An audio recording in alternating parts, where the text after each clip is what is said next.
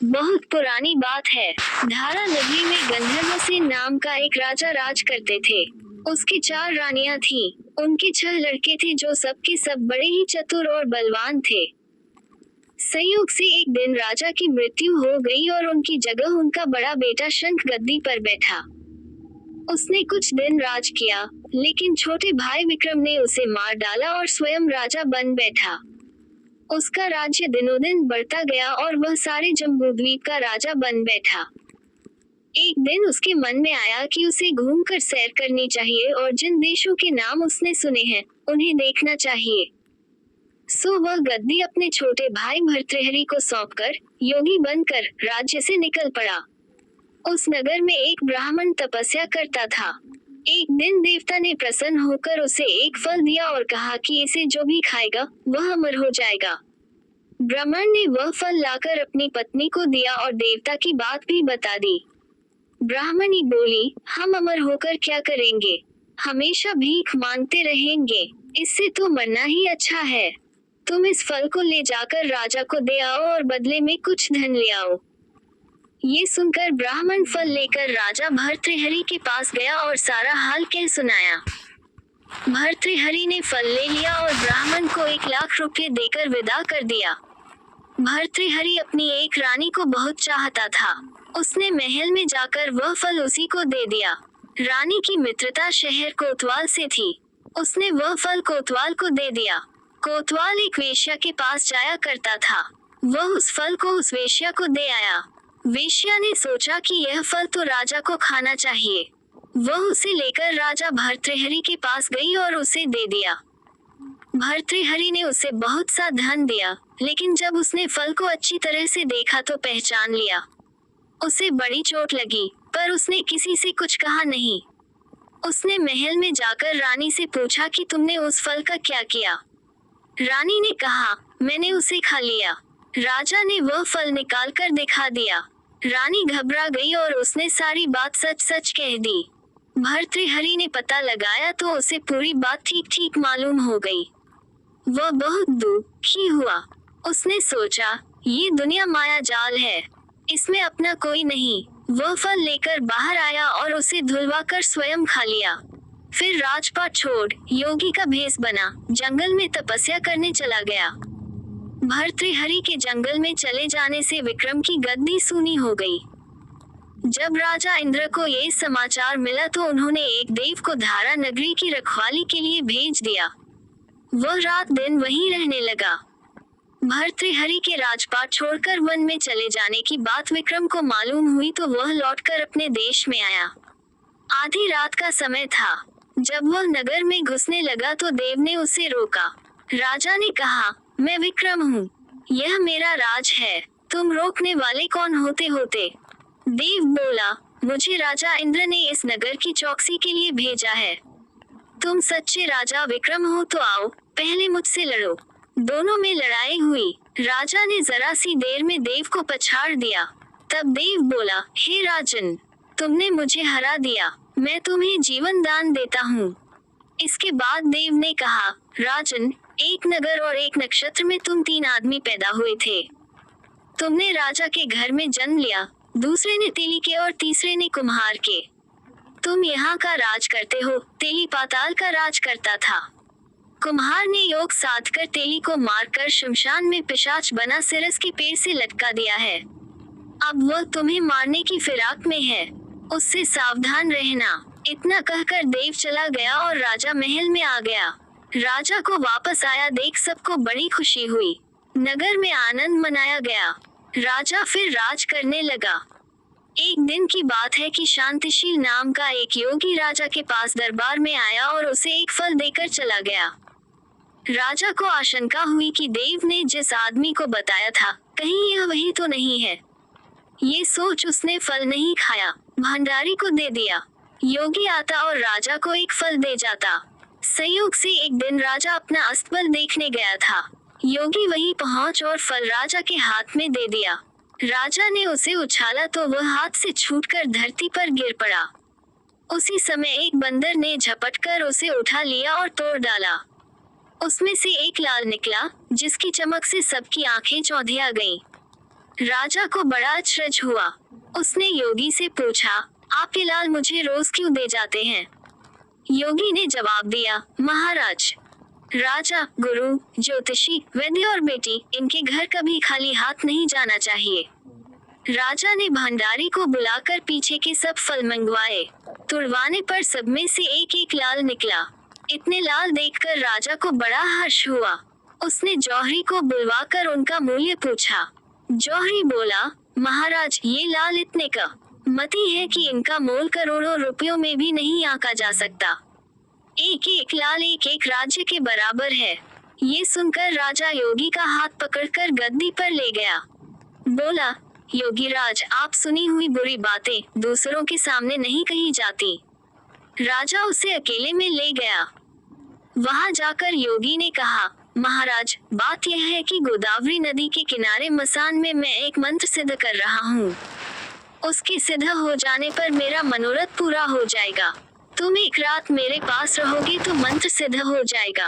एक दिन रात को हथियार बांधकर तुम अकेले मेरे पास आ जाना। राजा ने कहा, अच्छी बात है। इसके उपरांत योगी दिन और समय बताकर अपने मठ में चला गया। वह दिन आने पर राजा अकेला वहां पहुंचा। योगी ने उसे अपने पास बिठा लिया। थोड़ी देर बैठकर राजा ने पूछा, महाराज, मेरे लिए क्या आ गया है? योगी ने कहा, राजन, यहाँ से दक्षिण दिशा में 2 कोस की दूरी पर मसान में एक सिरस के पेड़ पर एक मुर्दा लटका है।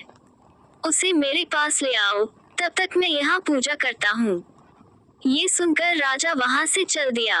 बड़ी भयंकर रात थी। चारों ओर अंधेरा फैला था। पानी बरस रहा था। भूत प्रेत शोर मचा रहे थे। सांप आकर पैरों में लिपटते थे, लेकिन राजा हिम्मत से आगे बढ़ता गया। जब वह मसान में पहुंचा तो देखता क्या है कि शेर दहाड़ रहे हैं, हाथी चिंघाड़ रहे हैं, भूत प्रेत आदमियों को मार रहे हैं।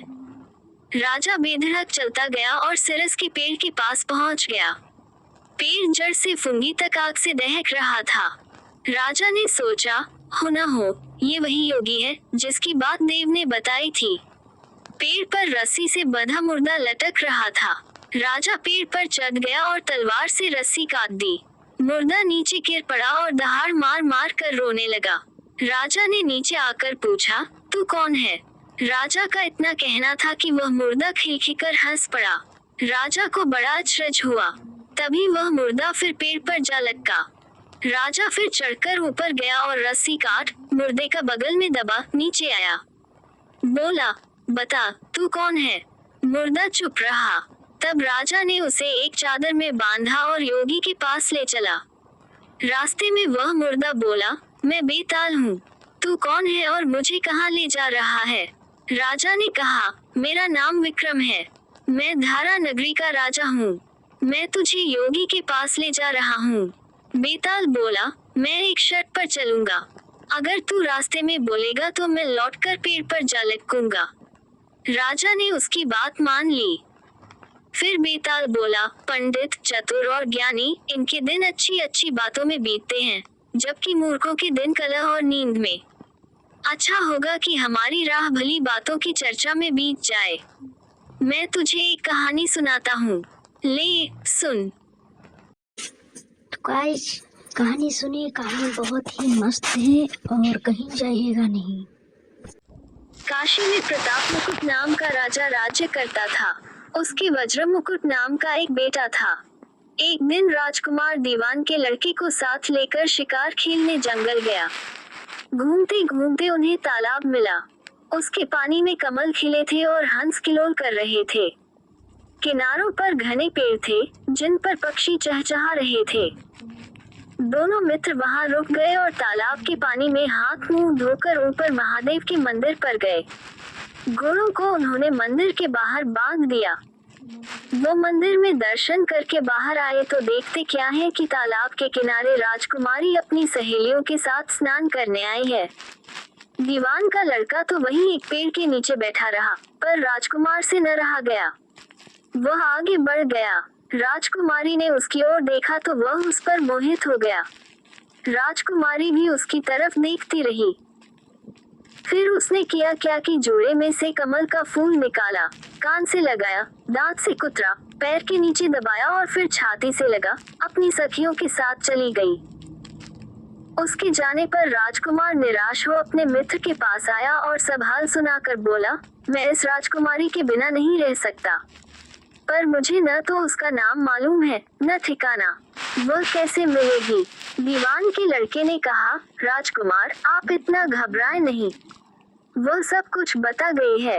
राजकुमार ने पूछा, कैसे? वह बोला, उसने कमल का फूल सिर से उतार कर कानों से लगाया तो उसने बताया कि मैं कर्नाटक की रहने वाली हूँ। दांत से कुतरा तो उसका मतलब था कि मैं दंतबाट राजा की बेटी हूँ। पाँव से दबाने का अर्थ था कि मेरा नाम पद्मावती है और छाती से लगाकर उसने बताया कि तुम मेरे दिल में बस गए हो। इतना सुनना था कि राजकुमार खुशी से फूल उठा, बोला, अब मुझे कर्नाटक देश में ले चलो। दोनों मित्र वहां से चल दिए। घूमते फिरते सैर करते दोनों कई दिन बाद वहां पहुंचे। राजा के महल के पास गए तो एक बुढ़िया अपने द्वार पर बैठी चरखा काटती मिली। उसके पास जाकर दोनों घोड़ों से उतर पड़े और बोले, माए, हम सौदागर हैं, हमारा सामान पीछे आ रहा है, हमें रहने को थोड़ी जगह दे दो। उनकी शक्ल सूरत देखकर और बात सुनकर बुढ़िया के मन में ममता उमड़ आई। बोली, बेटा तुम्हारा घर है, जब तक जी में आए रहो। दोनों वहीं ठहर गए। दीवान के बेटे ने उससे पूछा, माई तुम क्या करती हो? तुम्हारे घर में कौन कौन है? तुम्हारी गुजर कैसे होती है? बुढ़िया ने जवाब दिया, बेटा मेरा एक बेटा है जो राजा की चाकरी में है। मैं राजा की बेटी पद्मावती की धाये थी। बूढ़ी हो जाने से अब घर में रहती हूँ।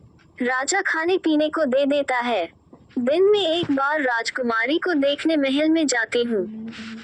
राजकुमार ने बुढ़िया को कुछ धन दिया और कहा, माए कल तुम वहाँ जाओ तो राजकुमारी से कह देना कि जेठ सुदी पंचमी को तुम्हें तालाब पर जो राजकुमार मिला था वह आ गया है। अगले दिन जब बुढ़िया राजमहल गई तो उसने राजकुमार का संदेशा उसे दे दिया। सुनते ही राजकुमारी ने गुस्सा होकर हाथों में चंदन लगाकर उसके गाल पर तमाचा मारा और कहा, मेरे घर से निकल जा। बुढ़िया ने घर आकर सब हाल राजकुमार को कह सुनाया। राजकुमार हक्का बक्का रह गया।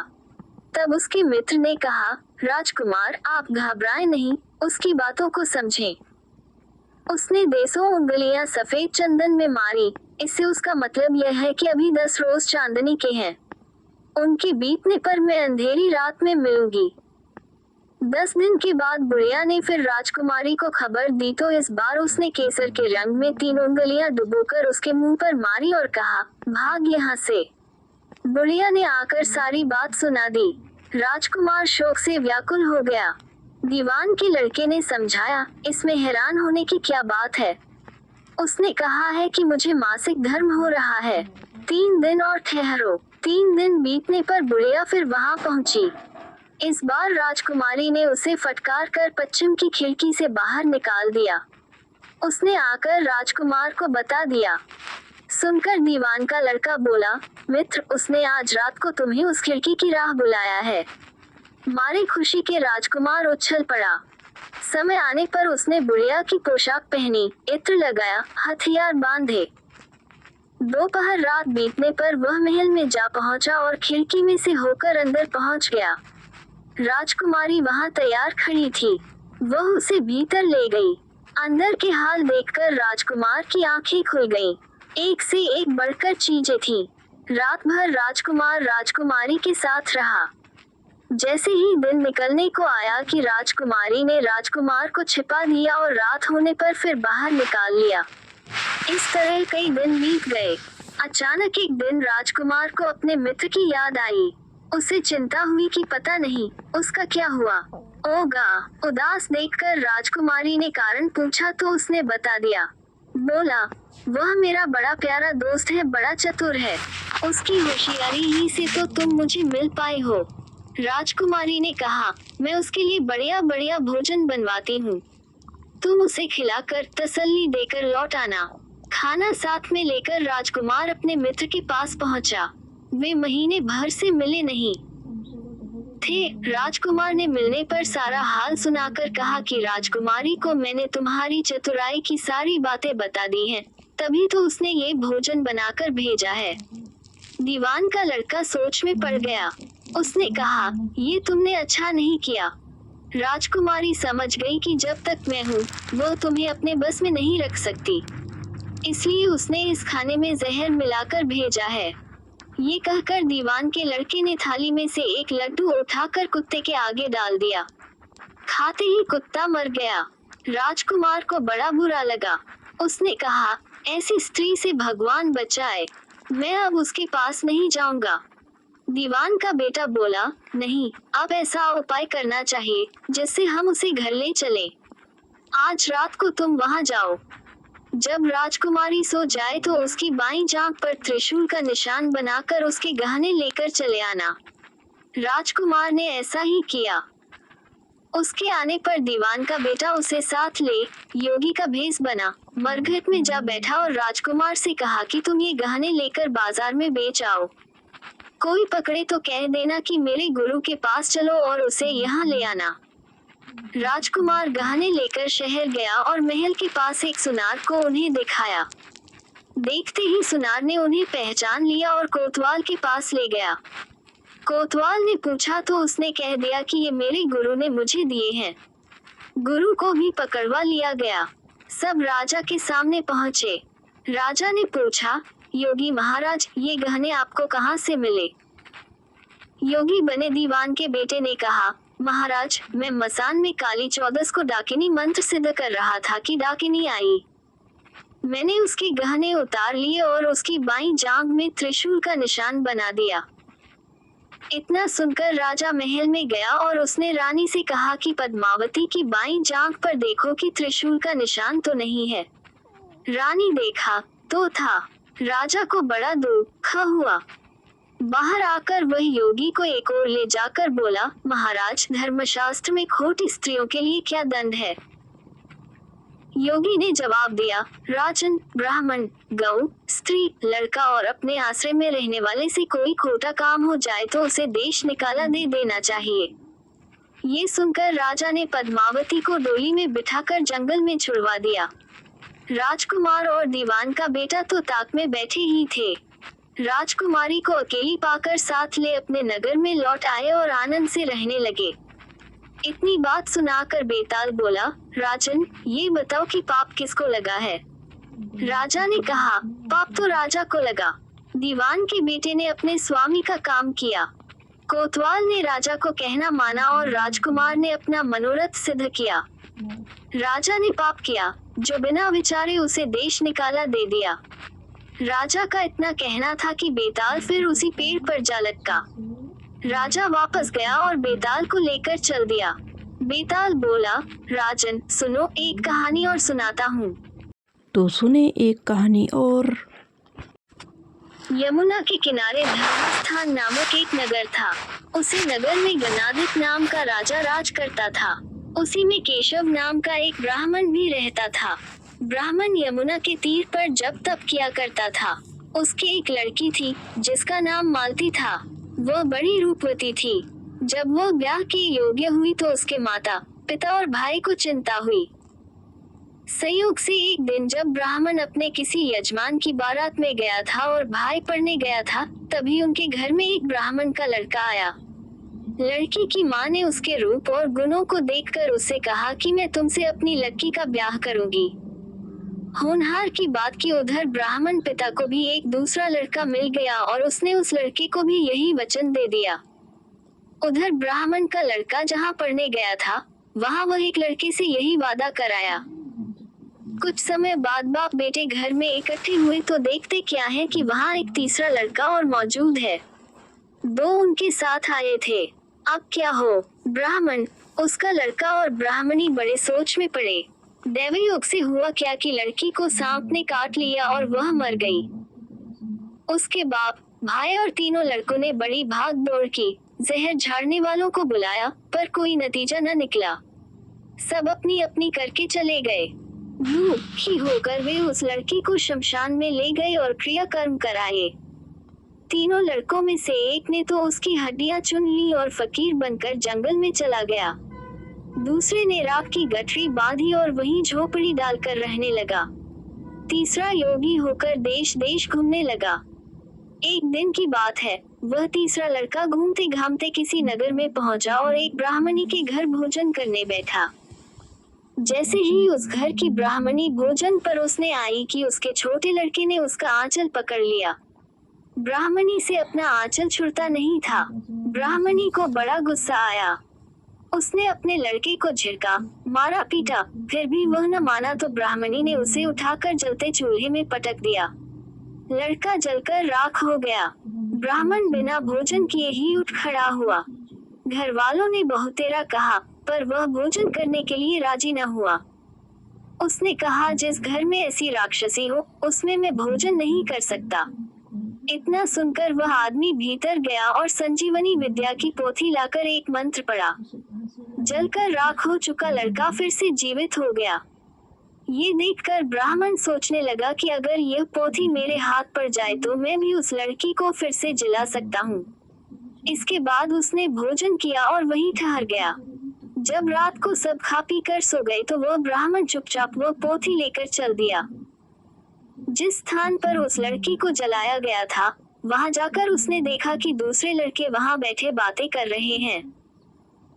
इस ब्राह्मण के ये कहने पर कि उसे संजीवनी विद्या की पोथी मिल गई है और वह मंत्र पढ़कर लड़की को जिला सकता है, उन दोनों ने हड्डियां और राख निकाली। ब्राह्मण ने जैसे ही मंत्र पढ़ा, वह लड़की जी उठी। अब तीनों उसके पीछे आपस में झगड़ने लगे। इतना कहकर बेताल बोला, राजा बताओ कि वह लड़की किसकी स्त्री होनी चाहिए। राजा ने जवाब दिया, जो वहां कुटिया बनाकर रहा, उसकी। बेताल ने पूछा, क्यों? राजा बोला, जिसने हड्डियां रखी वो तो उसके बेटे के बराबर हुआ। जिसने विद्या सीखकर जीवन दान दिया वह बाप के बराबर हुआ। जो राख लेकर रमा रहा वही उसकी हकदार है। राजा का ये जवाब सुनकर बेताल फिर पेड़ पर जा लटका। राजा को फिर लौटना पड़ा और जब वह उसे लेकर चला तो बेताल ने तीसरी कहानी सुनाई। तो गाइस तीसरी कहानी अगले एपिसोड में।